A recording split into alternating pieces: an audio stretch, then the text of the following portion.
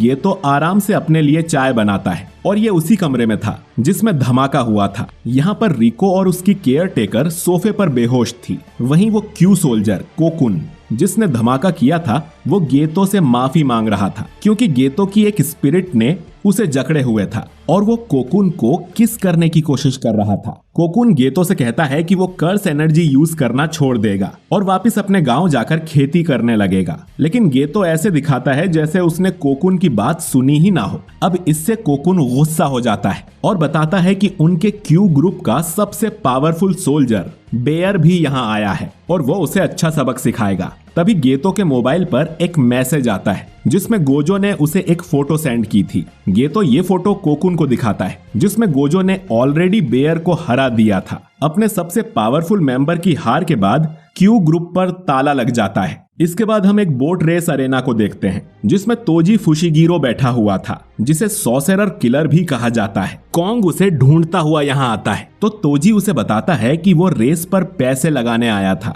जबकि अब तक वो एक भी बैट नहीं जीता है। कॉन्ग तोजी को उसका काम याद दिलाता है कि उसे स्टार वेसल को मारना है, जिस पर तोजी कहता है कि वो बराबर की लड़ाई में गोजो को कभी नहीं हरा सकता, इसीलिए उसने कुछ गुंडों को वहां भेजा है जिनसे लड़ने में गोजो थोड़ा थक जाएगा और फिर वो अटैक करेगा। इसके बाद तोजी रेस पे लगाए पैसे हार जाता है। कॉन्ग उसे सलाह देता है कि वो सट्टेबाजी पर कम ध्यान दे और जाने से पहले वो तोजी से पूछता है कि मेगुमी कैसा है, मगर तोजी को याद ही नहीं आता कि मेगुमी आखिर कौन है। इधर होटल में गोजो और गेतो आपस में डिस्कस करते हैं कि उन्हें इस लड़की को हॉस्पिटल ले जाना चाहिए या नहीं, और ये भी कि काश वो भी रिवर्स कर्स टेक्निक का यूज कर पाते, बिल्कुल शोको के जैसे, जिससे घायल इंसान को हील किया जाता है। लेकिन शोको इन्हें वो टेक्निक सिखा ही नहीं पाई। इतने में रिको को होश आ जाता है। वो देखती है कि गोजो ने उसे अपनी गोद में उठाया हुआ था। वो उसे भी कोई गुंडा समझकर उसे एक चांटा जड़ देती है और दोनों लड़कों को उससे दूर रहने को कहती है। गेतो उसे समझाता है कि वो लोग तो उसी को प्रोटेक्ट करने आए हैं, पर रिको उसका बिलीव नहीं करती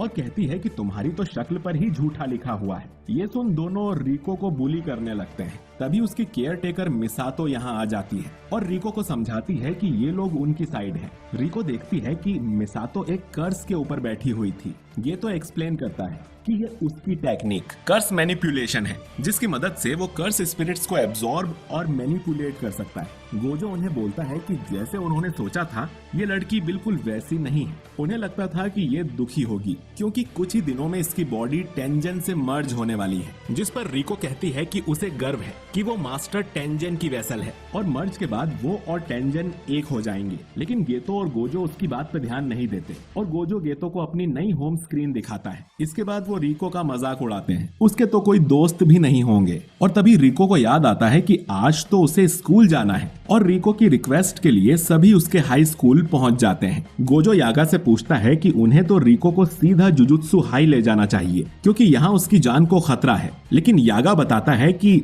उन्हें रिको की हर बात माननी होगी। ये मास्टर टेंजन का आदेश है। जो सुन गोजो उसे बिगड़ैल लड़की कहता है, पर गेतो उसे समझाता है कि मर्जर होने के बाद वो टेंजन बन जाएगी और हमेशा जुजुत्सु हाई के सबसे नीचे वाले हिस्से में रहेगी। वो इसके बाद कभी अपने फैमिली या फ्रेंड्स से नहीं मिल पाएगी, तो उसके आखिरी समय में हमें उसकी विश पूरी करनी चाहिए। मितासो आगे कहती है कि रिको की कोई फैमिली नहीं है। जब वो छोटी थी तभी उनका एक्सीडेंट हो गया था, तभी से मितासो ने ही उसे पाल पोस कर बड़ा किया है, इसीलिए वो भी चाहती है कि अपना आखिरी दिन वो अपने दोस्तों के साथ बिताए। ये सुन गेतो मितासो से कहता है कि यानी कि तुम उसकी फैमिली हो। फिर गोजो गेतो से पूछता है कि उसकी कर्स्ड स्पिरिट्स का क्या हुआ जिन्हें उसने निगरानी रखने भेजा था। गेतो चेक करता है और गोजो से कहता है कि हमें तुरंत रिको के पास जाना होगा क्योंकि उसके 2 कर्सेस को किसी ने मार दिया है। दूसरी तरफ तोजी होटल में बैठकर खाना खा रहा था और टीवी पर रेस देख रहा था। उसने कॉन्ग से कहकर रिको के सिर पे बाउंटी भी लगवा दी थी,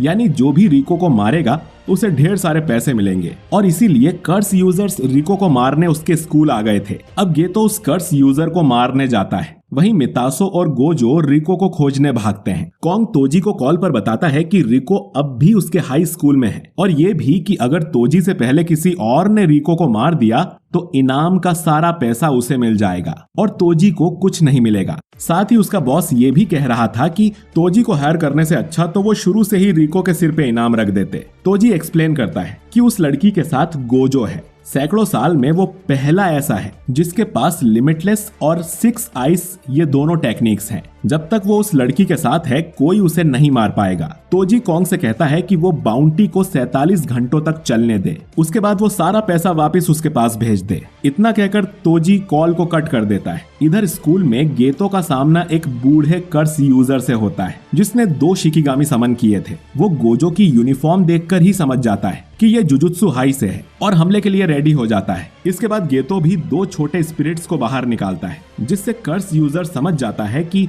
गेतो के पास कर्स मैनिपुलेशन की टेक्निक है, लेकिन फिर भी उसे लगता है कि वो गेतो को हरा देगा क्योंकि गेतो यंग है तो अभी उसके पास इतना एक्सपीरियंस नहीं होगा और शायद वो क्लोज कॉम्बैट से भी डरता होगा। लेकिन तभी गेतो एक बड़े से केचुए कर्स को बाहर निकालता है जो कि शायद उस कर्स यूजर को निगल जाता है। ये सोचकर गेतो आगे बढ़ने लगता है, लेकिन तभी वो कर्स यूजर साइड से आकर उस पर अटैक करता है, पर तभी उसे अपना पुराना डॉग दिखाई देने लगता है। इस कर्स यूजर के पेरेंट्स इससे बिल्कुल प्यार नहीं करते थे क्योंकि वो कर्सेस को देख सकता था। सिर्फ उसका डॉग ही था जो बिना डरे उसके साथ रहता था, लेकिन उसे मरे तो 50 साल हो गए थे। अब कर्स यूजर को समझ आता है कि उसकी लाइफ उसकी आंखों के सामने दिख रही थी। इसके बाद गेतो कर्स यूजर को मारकर उसकी हालत खराब कर देता है क्योंकि वो हैंड टू हैंड कॉम्बैट में भी काफी अच्छा है और शुरू से ही वो यही चाहता था। अब गेतो उससे पूछता है कि वो कौन से ग्रुप से आया है, क्यू या टाइम वेसल एसोसिएशन। इधर गोजो सीधा रिको की म्यूजिक क्लास में पहुंच जाता है और बाकी लड़कियां गोजो को देखकर उस पर लट्टू हो जाती हैं। पहले तो उन्हें लगता है कि ये जरूर रिको का बॉयफ्रेंड होगा, पर रिको बहाना बनाती है कि ये बस उसका कजिन है। वो गोजो को उसके ग्लासेस निकालने को कहती है और गोजो भी सबको पोज देने लगता है। इनकी टीचर भी चुपके से गोजो को अपना नंबर दे देती है। फिर गोजो चुपके से रिको को लेकर यहाँ से निकल जाता है। गोजो अब रिको से कहता है कि वो सीधा जुजुत्सु हाई जा रहे हैं क्योंकि अगर यहाँ किसी से लड़ाई हो गई तो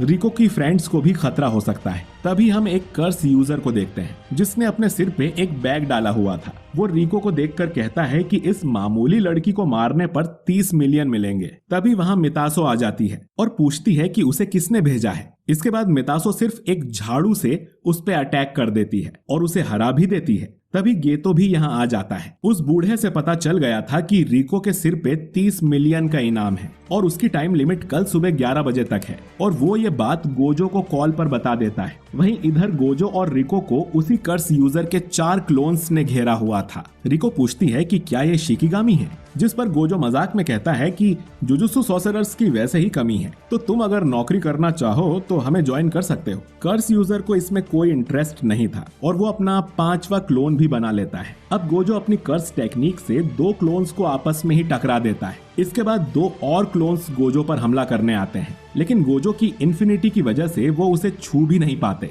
और फिर गोजो उन दोनों को भी पीट देता है। इस कर्स यूजर की टेक्निक यही थी कि वो खुद के 5 क्लोन्स बना सकता है और ये भी डिसाइड कर सकता है कि इन क्लोन्स में उसकी मेन बॉडी कौन सी होगी। यानी कि अब जो 5वां क्लोन बचा है वो ही मेन बॉडी है। यूजर पूछता है कि उसे ये कैसे पता चला, जिस पर गोजो बताता है कि उसकी आंखें अच्छी है। इसके बाद गोजो बताने लगता है कि उसकी टेक्निक्स कैसे काम करती हैं, जैसे इन्फिनिटी या टेक्निक ब्लू, जिससे गोजो किसी भी चीज को चुंबक की तरह अट्रैक्ट कर सकता है। अब कर्स यूजर यहाँ से भागने की कोशिश करता है तो गोजो फिर अपनी टेक्निक ब्लू यूज करता है, जिससे वो और कर्स यूजर एक जगह पर खींचे चले आते हैं। इसके बाद गोजो अपनी reverse cursed technique red use करने लगता है, लेकिन वो उससे एक्टिवेट ही नहीं होती क्योंकि गोजो को अब तक रिवर्स कर्स टेक्निक ठीक तरह से नहीं आती थी। तो गोजो एक सिंपल मुक्का मार के उस कर्स यूजर को हरा देता है। इस पूरी फाइट के दौरान रिको गोजो के साथ ही रहती है और गोजो की पावर की वजह से वो उसके साथ साथ उड़ रही थी। वो गोजो की पावर देखकर हैरान हो जाती है। तभी उसके मोबाइल पर एक मैसेज आता है जिसे देख वो चौंक जाती है क्योंकि मितासो को किसी ने किडनैप कर लिया था और ये एपिसोड